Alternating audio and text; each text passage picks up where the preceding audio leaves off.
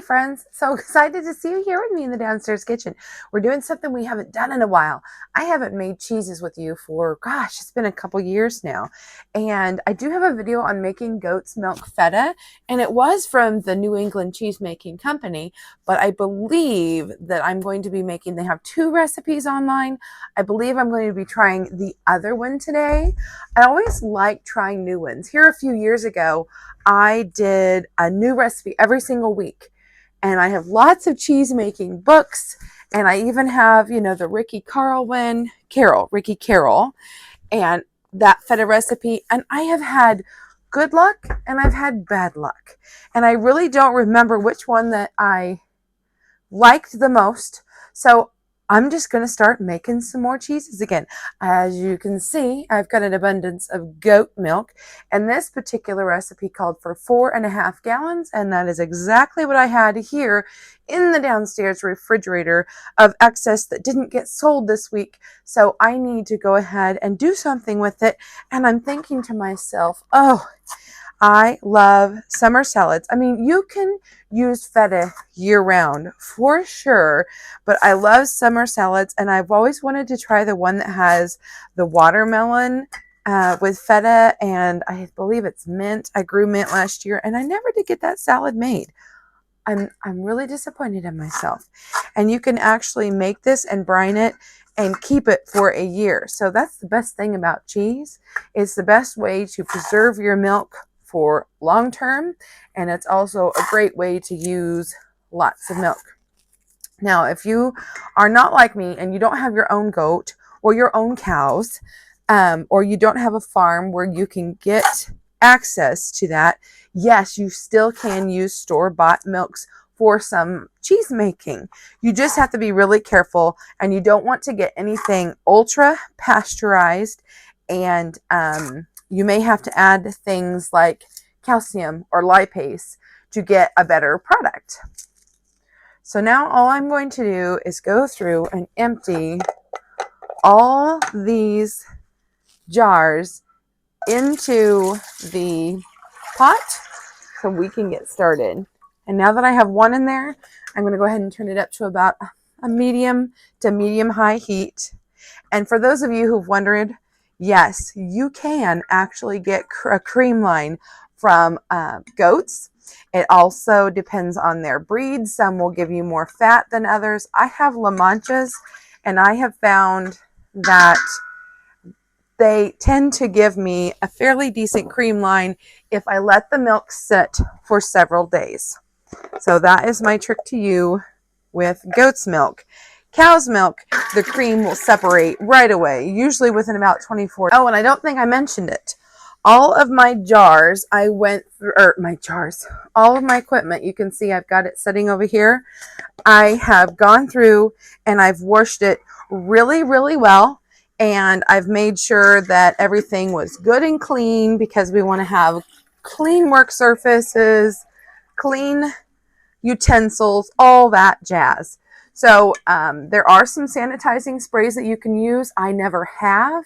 However, I do go ahead and bring everything up to, I use hot soapy water, and then I bring everything up to a really hot temperature, that I don't accidentally bring in some bacteria that we don't want. This recipe wants us to get to 93 degrees Fahrenheit.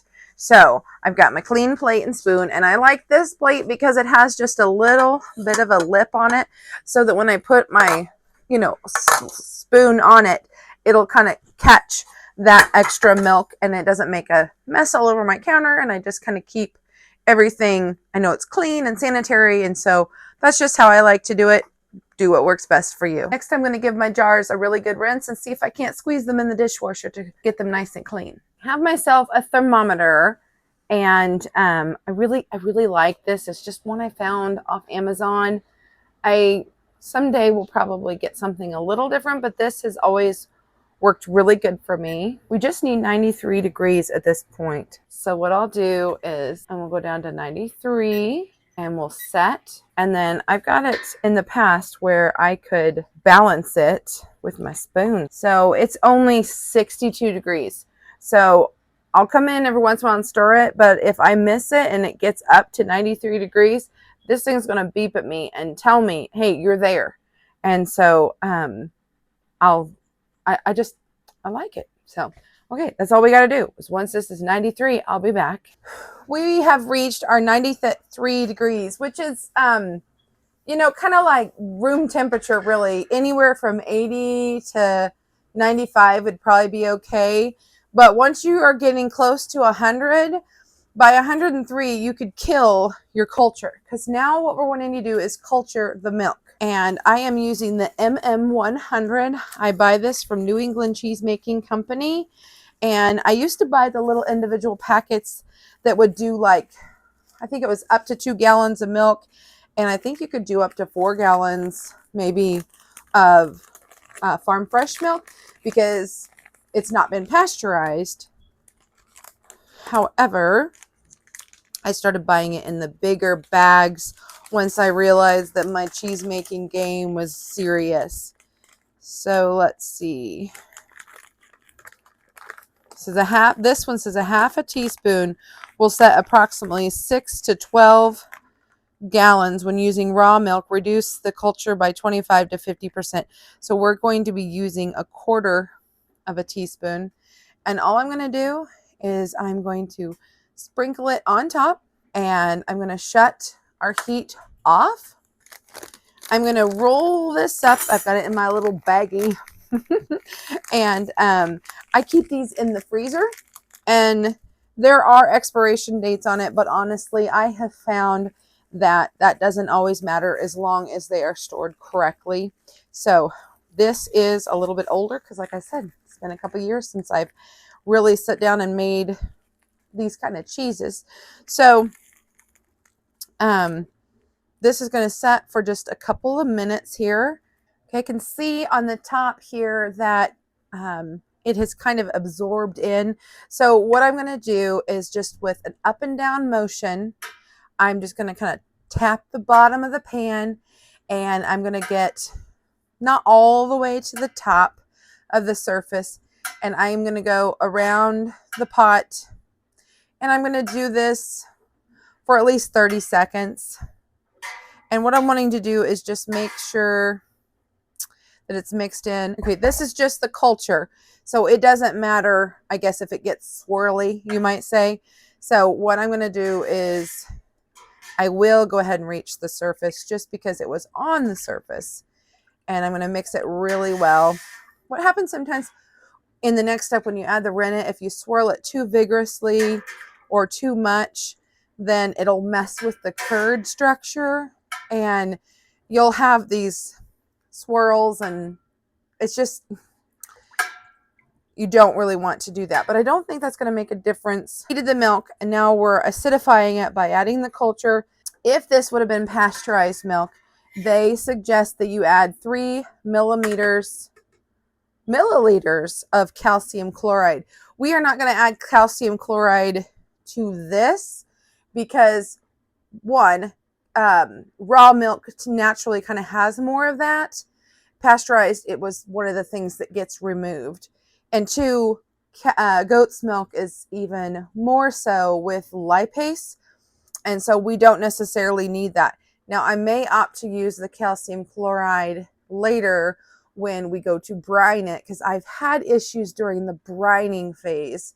So we may address that here in a day or two when we get to that. So for now, I'm just going to take this. It is at the temperature we want it. I'm going to grab my lid, and I'm going to put this on there. And I might even get a blanket or a big towel. I find that, you know, the stove is off, so I don't have to worry about a fire or anything. But I find that if I wrap a bath towel around this, it'll kind of keep at that temperature. And we're going to let it set for at least 45 minutes to an hour. Okay, so it has been an hour, and now we are ready to add our rennet. And what I'm going to do at this point is I have 1/4 cup of water in here. You'll want to use non-chlorinated. You can leave your tap water out for so many hours or whatever, or you can just buy the bottled stuff. And so you need 1/4 plus, or 1/2 plus 1/8 of a teaspoon of liquid rennet. I've got 1/8 of a teaspoon here, and so I need 5 of these. So 1, 2, 3, 4, and 5, and I'll kind of stir that in. Done with the measuring spoons now, and this will go back in the refrigerator. Now I will carefully, I'll flip my spoon over, my slotted spoon, and I will use this to kind of disperse this on the top of our milk. It just kind of spreads it out a little bit. We want to do it nice and slow. But remember, we were talking earlier. Okay, I want to be kind of careful with moving things. So I'll put my spoon all the way into the bottom, and then I'm just going to, in an up and down motion for just about 30 seconds is all. I'm going to go all the way around, nice and slow. Yeah, it's already starting to set. I don't really want to disturb the top of the milk. Okay, since I went around, I'm just going to kind of do a circle, work my way to the middle, kind of stop, let it stop, pull my spoon out. So you can see it's already starting to make curds ever so slightly. And now I'm going to leave this set again. We'll put on the lid and we'll wrap this, and I'm going to let it set. It set at least, 30 to 45 minutes. I might give this close to an hour because goat's milk curds are much more fragile. And so I want to make sure I give it plenty of time. So I'll be back in about an hour. We are now going to hopefully be ready to cut the curds. Oh boy, I'm not sure. Let me show you a little bit closer what I see. So I'm seeing what looks to me a little bit splotchy. So I think this is our cream, but I do like what I see here. That looks like a curd mass. So what I want to do is I'm going to try to cut it, and I can separate it. Oh, you can't see that. See how that separates and left the way. So we are ready to cut it. We just have to be super gentle. This is a tool that I don't even know if you can find them regularly in places. It is something I came across several years ago, and it is handmade by someone that I do not even know who to tell you, but I do know that I'm pretty sure I ordered it off Amazon. I'm not sure. So what it does is, see, it has all these lines that go this way, and you can get in and you can get 1/2 inch cut curds. So I'm going to go down all the way to the bottom of my pot, and it just barely fits. And I am going to try. It's hard to do because cheese wants to move, but I'm going to try to cut the curds this way into 1/2 inch. Okay, now that I've kind of gone through a couple times, the curds are officially cut that way, and you can see these are the curds. Goat curds are smaller, they're more fragile. Let me show you up close. They're just not as predictable as cow, but they taste good. And then I have a very long knife. I wish I had an actual cheese curd cutting knife. I do not, but this has always worked for me. So what I'm going to do is I'm going to cut 1/2 inch this way. And honestly, I probably could have gone and done this first. It probably would have been better to do that first, but it's okay. So what I'm doing is I'm just trying to guess about 1/2 inch. Because like I said, these curds are starting to sink, and it's going to be a lot harder. And I'm just going to kind of cross hatch it this way the best I can. And we'll, as we stir them, we'll go through and cut any big pieces we see. This is kind of just our starter run, Another thing you can do if you need really small curds is to get a whisk. And you can use the whisk to cut your curds too. Now, I think this is all I want to do for now. So you usually are going to want to let this set for about 5 minutes because it's goat curds. I'm going to let it set at least 10, and then we'll be back to stir our curds. we have turned the stove back on to, you know, a medium heat because we want to try the best we can to keep this around that 93 degrees, because I know the movement of the curds will cool it off just a little. So I'll show you what's going on. Our curds have kind of sunk, but here they are. And for about 30 minutes, I'm just going to gently stir these. That's it. What you see me doing now, you know, remember those big pieces I told you? We'd cut those into smaller pieces by just using the spoon and the side of our pot, and just make those a little bit smaller because this will make it so that they will net together better. And just real careful, like I'll stir this, and I kind of like to just do the down and up motion. And that's all I'm going to be doing this entire time. And I will bring you back and let you see what it looks like when our 30 minutes is up. So we have been stirring for our 30 minutes, and you can see that the curds have gotten much smaller. So the biggest ones are about the size we originally started with.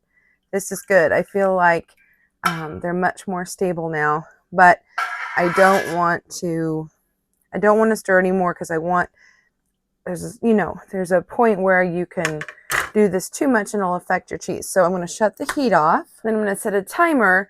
And what I'm going to do is for 10 minutes, I'm just going to let these curds settle all the way to the bottom. So it's going to make it easier to get the whey off of the top. We're going to take off the whey now, but I want to get myself a pot. It can be slightly smaller. And I love using this thing as a scoop. And what I'm going to do is I'm going to start taking off this whey until I reach that cheese line. And this is not an acidic whey, so absolutely don't get rid of it. You can totally use it for other things. This is really good to use in soups and stews and bread baking, to drink it in smoothies. You can freeze it in ice cubes. You can, oh, I've got some cheese curds. Okay, I do not want to accidentally get curds. So at this point, I'm going to put a colander on the bowl just in case. And there was a few. Well, I'm going to save some of it back for our cheese making brine. I'll tell you about that later. These curds, since they're goat, are still very tender. Be gentle with them. I don't want to press and mesh them together, but I want to try to get a lot of this whey out. It'll make it a little bit easier for us to do the next step. So see, look at all those curds we would have lost. So back into the pot they will go. I have set up my tray. I believe these are ricotta molds. I don't really remember at this point what they are, but see, they're really, really tiny.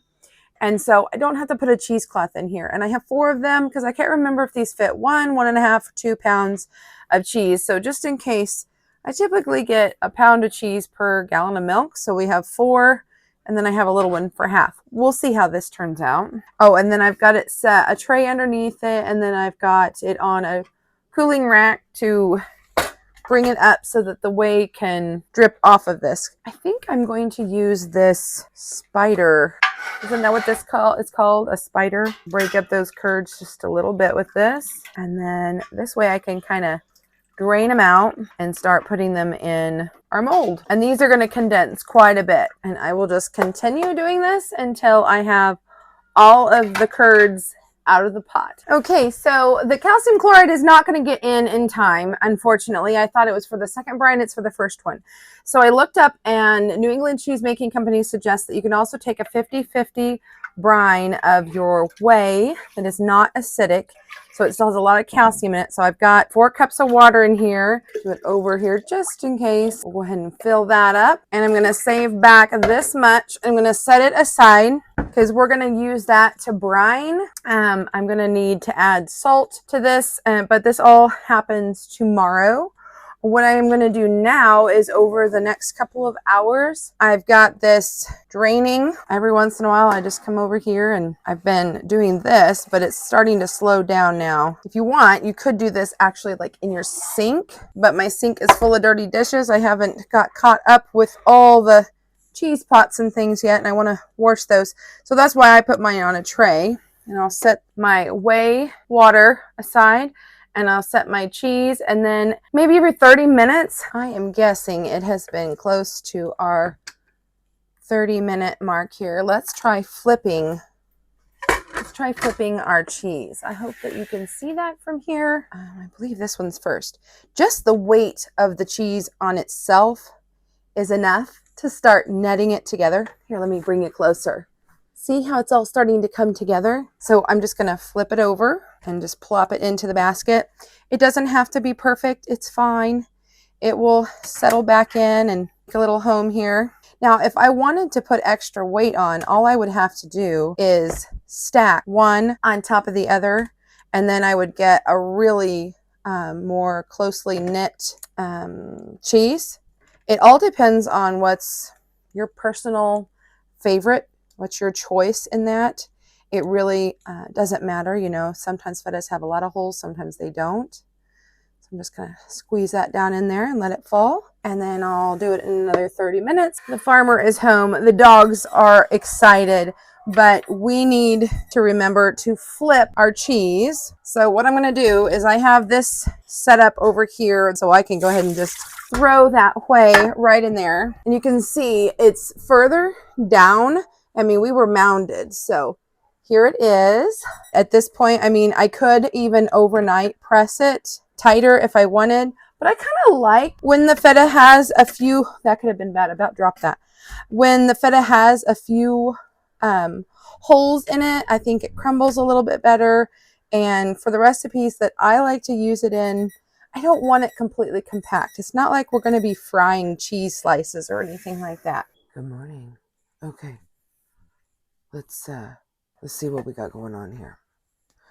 Flip these one more time, and they are still losing whey. So I very much definitely want to keep pressing them, as I can see. Let me show you what I see. See, it's still glossy and shiny. It's still dripping. They're still very wet. So we're going to flip them with our nice clean hands. Always clean hands, friends. I'm going to let these set for several hours. I'm going to go have some coffee. I'm going to do my Bible study. I think I want to put some weight on them. I've got some mason jars that are just clean out of the dishwasher.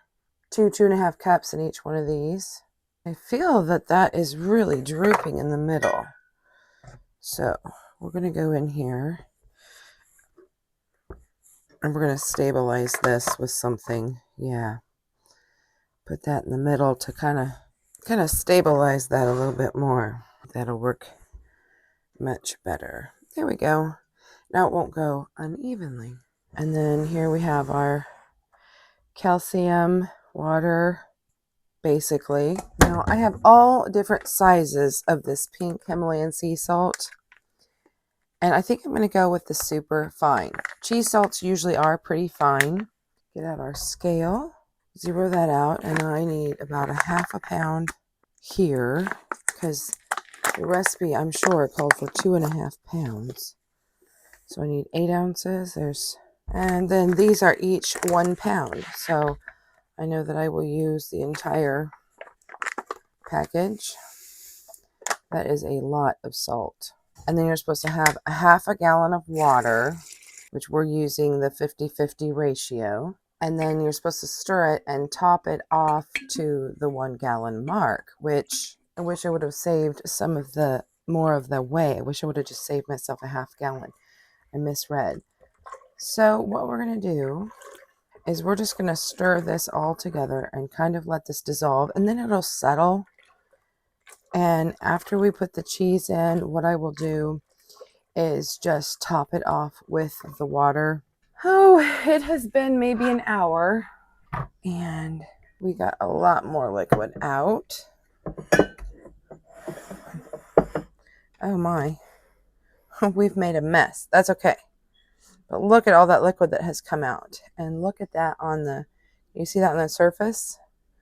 Okay, my hands are just freshly washed. Oh yeah, it's knitting together so much nicer.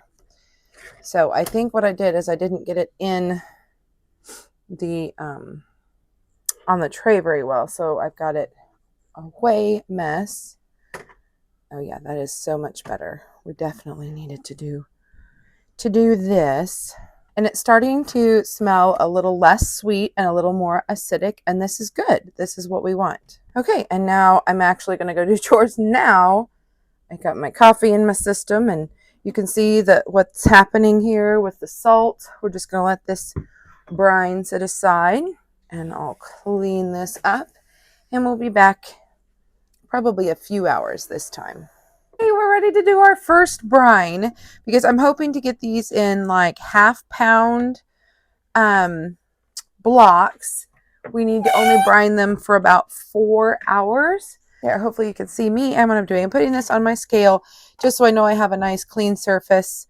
I'm going to zero this out and we will measure them. And I think I can basically cut them in half. But I did a little research and there is still calcium in acidic whey because the whey has become more acidic as we let it set. But what we need to do is I need to go ahead and get all the way up to this 4-quart measurement. So I'm going to take my water that's basically distilled from sitting here and I'm going to get it up to that mark. We're just about there. So what I'm going to do now, just working with what we've got here, I'm going to put the rest of this whey that came out. I'm so glad we pressed this morning while I went out and did those chores. And I'm going to add the rest of it in here. And that gets us actually right at that 4-quart. So it's not going to be quite 50-50 like I'd hoped, but I think we're going to be close. So I'm going to flip this out and we're going to see, yes, those are 1-pound blocks like I thought. So what I will do is I'm going to stir this up again. It's kind of a funny looking stuff. And you don't want to brine it for very long. But this brine can be used over and over and over again. And what I can do is, if I think I'm losing some of the calcium, once that calcium chloride comes in, then I can add it to this. But now I'm going to have a nice, strong brine that I can use. I feel like this is still a bit wet, but look. So now we don't have quite as many holes in there. Like it does still feel wet, so we may need to salt it a little bit more on the next step. But for now, we're going to go ahead and cut these and put them in here. And I noticed they're floating. I don't remember if that was a thing or not before, but I know I did have to put a plate in there to weight it down. They said you could do 1 pound or half-pound, and I think a half-pound is just perfect. That's what I did last time. And I'm guessing that our little small one is going to be a half-pound. It's a little over a half-pound. I'm going to go ahead and leave it, but I think I'm going to stick it underneath all the way to the bottom to make sure it's going to get lots of that brine. I think I'm going to try to find something that will fit in there. So I have this plastic lid I think will fit just fine on there. And I turned it upside down so it can kind of hold some of the water. And let's see what happens when I go to pop this on. And I want to just leave this at room temperature. I still feel like that's not quite, I want that submerged further. So I'm going to see what happens. Yep, that's all I need to do. Put that weight on there, and that's going to keep that submerged. And I want that to go for about 4 hours, and that's about how much time I have left. I'm going to go see my dad, and then we have some activities going tonight. So I have just enough time to do everything I need to do today and get this brine in so that we can get it set up for the next step. So what I'm going to do is I'm going to clean all of this up, and I'll see you later. So it all stayed submerged, but this just kept tilting throughout the day, but that's okay, no big deal. So next what I'm going to do is we're just going to dry the cheese, and this is going to be probably a several day process. I have here my cookie rack that fits in that quarter sheet pan, but I also have this mat. I like using these. They are actually like sushi rollers, I believe. I Found them on Amazon. And what I'm going to do now is we're going to take our cheese, which has kind of hardened, and we're going to put it just here to dry. Because what this did all day today is it just soaked up that salt, which is exactly what we wanted it to do. And now I just want it to dry good. This may not actually fit on the mat. We may have to put it off to the side, but that's okay. I'm wanting to make sure that I'm leaving enough airflow here. And they are still floating, ironically, but the cheese feels different. I don't know how to explain it, but it does. It does feel different. And it's going to be pink because I use the pink Himalayan sea salt, and that is perfectly fine. I have this cheesecloth, just this clean cheesecloth, and I will put this over the top. And we're going to flip this. So whenever I think about it, you know, a few times a day, I'm going to come at least twice a day, and I'm going to flip these over and make sure the airflow gets there. And I'm probably going to do this for a good 2 to 3 days. And it's going to dry out before we put it in the second brine. Okay, it's been 12 hours. Let's give this a look-see. Oh yeah, there's still stuff draining. That is liquid. So squeeze all of that out. Give this a flip. Oh yeah, it's still making indentions. We may need to salt it even more. I'm going to let it sit for 12 hours, and if it's still wet, we're definitely going to have to salt this. So we should not be releasing this much whey still. Definitely give it several days because it's got to get much drier than this before we brine it, or else it'll just turn to a slimy mess. Okay, I have come down to check the cheese, and it's still wet. There's still a little bit of dripping. So I've decided to get out my cheese salt, and I'm just going to generously kind of sprinkle this all over. It is very, very fine. You see that? Can you see how fine that is? It's almost a powder-like. And basically, I'm just going to rub this all over the tops and then flip it over. I'm going to get some on the sides, and we can always take this off later, but this is going to help dry this out. We want a crust on this. It's kind of humid in my basement right now, so that could be some of the problem. I mean, you can see inside, you can see the pink in there. You can see that it did penetrate in the brine. Obviously, it's going to need some salting. So I think this will help. I truly do. And then I'll put this back on top again, and I'll let it set all night because it is evening now, and I'm not probably going to come back down. So I'll probably let it set all night. And then we may wash it before we actually put it in long-term brine. We'll just take it as it comes, and we'll do it together, friends. All right, it is the next day. A bunch, and I mean a bunch of whey is still coming out. That is very wet. So what I'm opting to do, let's wipe this up, and I'm going to get a new mat, and I'm going to flip these cheeses. They are definitely getting harder. They don't really have that rind that I need, and they're still weeping liquid. So I'm not going to salt it this time, but I definitely wanted to get a dry, fresh mat and a fresh cheesecloth too. Hi, it is evening. Oh yes, it's finally starting to get better. I'm going to go ahead and flip it and let it sit again all night. It's still a little wet in the middle, kind of just barely moist to touch, but I feel that we are definitely in the right direction. There is no liquid underneath it, so I think we're making progress. Maybe another day or two, and we'll be ready for the next step. And here we are the next morning, and all I did was turn them over and kind of arrange them around a little bit to let them dry. Okay, folks, we have salted and dried our cheese. Let me show you. It is nice and hard on the outside. It's no longer weeping or wet. We still have some nice holes in there, so it'll crumble. It started to yellow. Perfect. What I'm going to do is I'm just going to kind of place them in here. I still want to get a little, flow around that. So can you see that? There's still going to be movement. Okay, it's all kind of come together because I'm angling it down, but you can kind of still feel the salt, and then I'm just going to stack these in a way that we can still get that flow around it.